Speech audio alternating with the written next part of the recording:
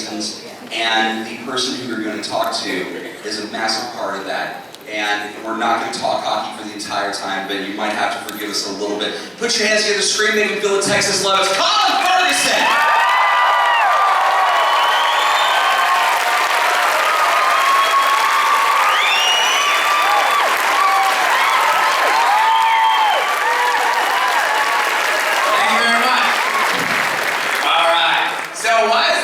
All weird. Do you guys just like sitting over there?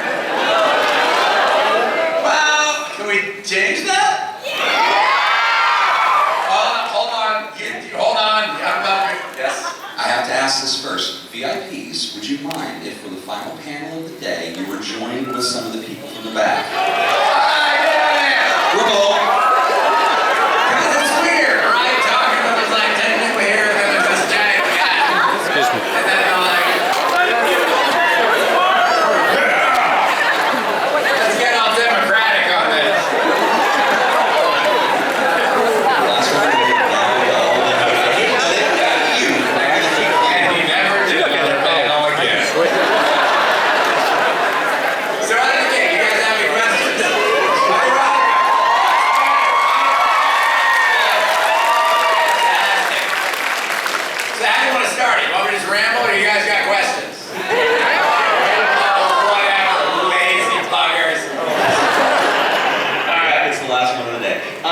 first off, talk a little bit about how you got on to the show, a little bit about the casting process, because with Eureka, you are the audience's gateway into all the science, all of the quirky characters, and all the rest of it. They're seeing all of it through your eyes. Yeah. So when you're getting the script for the first time, talk a little bit about the casting process and how you landed the role. Okay.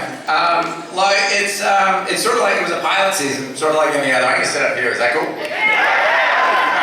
Water all over the table, just for all those at home playing the home game. I didn't even bring booze. I feel bad. Exactly. This is the second time I've done this in jeez. All right. So it was sort of a pilot season like any other, and you go out for pilot after pilot, and the script comes across my desk, and it's for Eureka, and it's an hour-long comedy drama, which is what I was looking to do at the time. So it was sort of exciting, but you just assume it's going to go to somebody else because you know everybody else in town and you know all the guys, so you prep it and you go in, and I didn't hear anything. And then I heard that like, oh, they're interested and they want to test you. And I thought, well, great, this is January. And radio silence.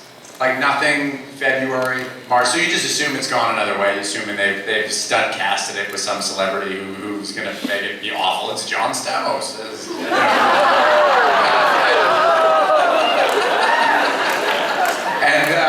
And so, all of a sudden, April comes around and they say, okay, they're going to test. And I call my manager and I was like, is this company's weird? This sci-fi company, like how, did they really think I was waiting? Because meanwhile I was auditioning for a bunch of other things and could very easily have been off the shelf at that point. But I wasn't. So I was like, of course I'll come in and do your pilot. So I did. And again, you really have no clue how it's going to go, and you create this, because sci-fi, Eureka had it had a weird tone. It was like, sometimes it's funny, sometimes it's not, and so we're doing this thing in a vacuum, and I had no clue how it was going to go. Like, no clue, so, you do the joke, and the crew is sort of like, great, next scene. They're just looking to move the day along, so you have no idea if it works, and it was at Comic-Con in San Diego, the first time the pilot was aired. And I went down and I introduced the night. And it was the first time that I got to see the show, first of all, and an audience watch it. And it was amazing to sort of watch a joke and sort of clock the audience, and it seemed to go over okay. And then you're like, oh, this might actually work. And cut to 6 years later, and it did a bit. So thank you guys very much.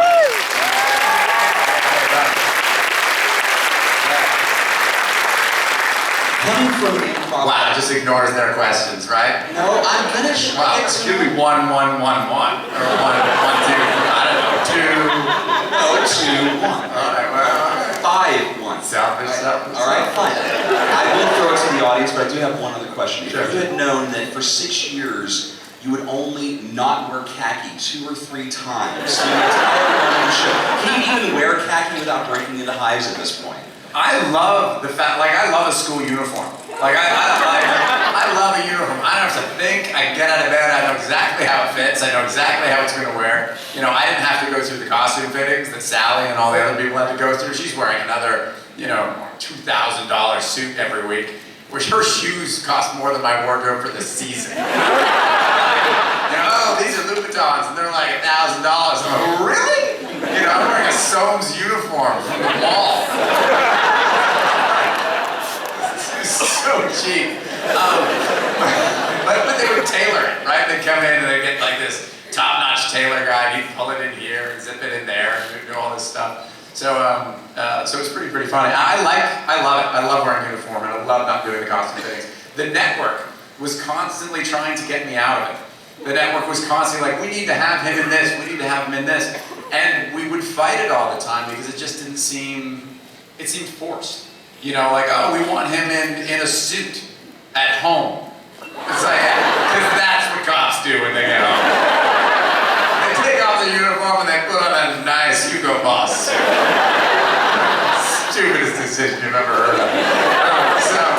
So we ended up sort of, you know, in various states of undress, you know, where the shirt's untucked or the thing.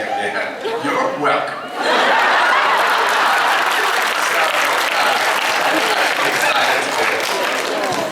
Can we fire something? Yeah, we'll start over here and just go back and forth. Oh, you do that. Okay. I have to justify my presence on stage somehow because it's all about you, Colin. Right over here first. Did you enjoy playing Ticket to Ride on Will Wheaton's tabletop? And would you play the game again?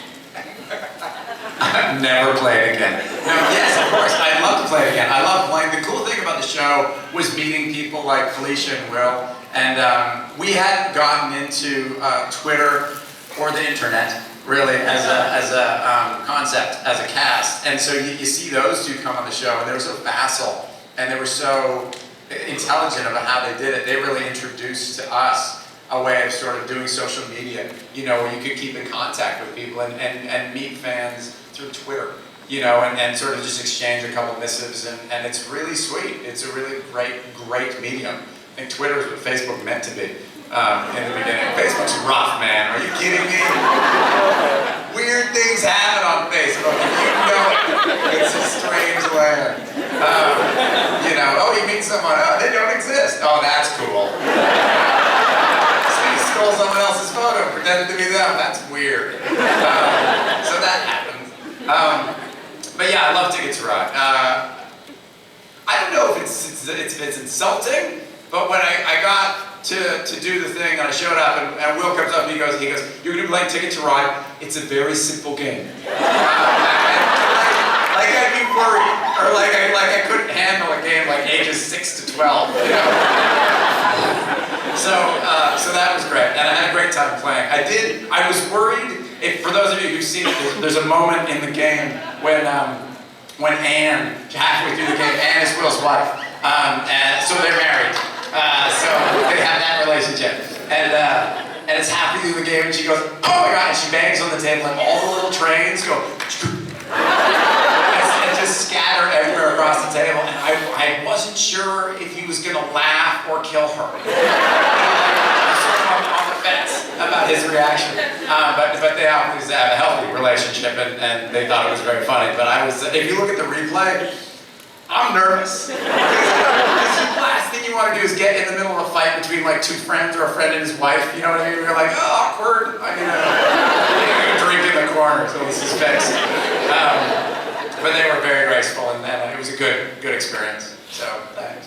Also, with him being a massive Kings fan, you being a Montreal Canadiens fan, yeah.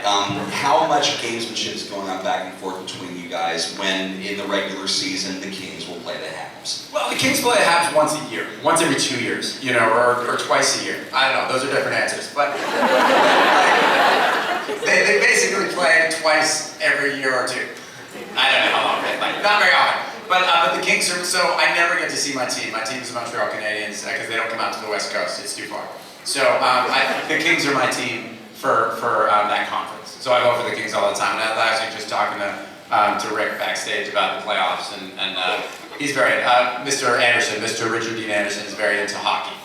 not sure if you guys knew that. So, yeah, he is. Rough night for him last night. What's that? Rough night for him last night. Yeah, they lost, but you know, that was a good goal. You gotta give a good goal when it's a good goal. So, oh, you're a Ducks fan? Sharks. Oh, that's what I meant. Yeah, I care about him. It was a good goal though, wasn't it? I mean, like through the offensive zone, that was impressive. For the rest of you, whatever. So many blank faces, like, talk about something else. Just understand that Jonathan Quick is a goalie god. That's all I gotta say. Right over here in the blue.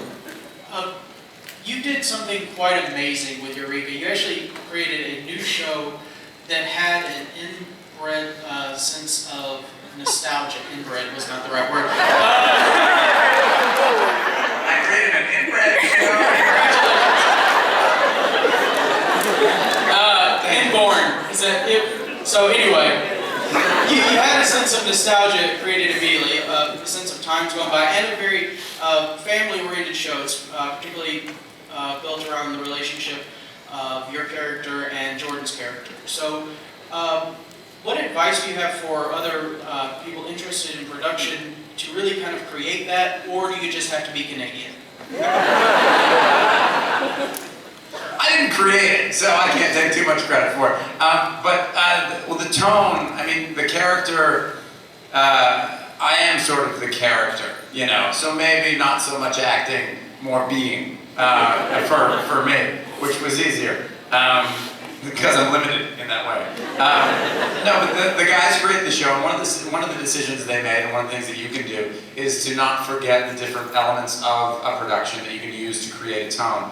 The show was created with a lot of sci-fi stuff, but we knew that we were going to have high-end stuff, future, CGI, all that stuff. That stuff is gray. That stuff is, there's a lot of, you know, sort of sci-fi color in that. So it was important to balance that out, and what they used is the set design of the sheriff's office, which was sort of a 1940s detective, was the thought behind the sheriff's office. It had the warm walls. It had it had a hard-boiled detective feel to it. You know, and that was what my character was supposed to represent. So it was sort of a different era in the modern times. So it was supposed to be the past living with the future, metaphorically. And so that's how they did it visually, with those two elements. And then tonally, I played an average guy, and they were all much smarter. So that's how they did it with the dialogue. So I'd say as someone who's looking to create stuff, you can access those metaphors through the different elements of production. One of them is visual.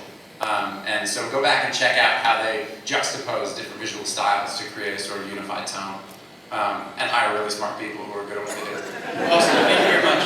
And they take credit for everything. I just want to also say that I appreciate the fact that the character was not just a bumbling idiot. I mean, he wasn't. I mean, surrounded by smart geniuses all over the place, but yet he manages to still be the hero. And for the average man out there, I really appreciate that. Thank you very much. Thank you very much.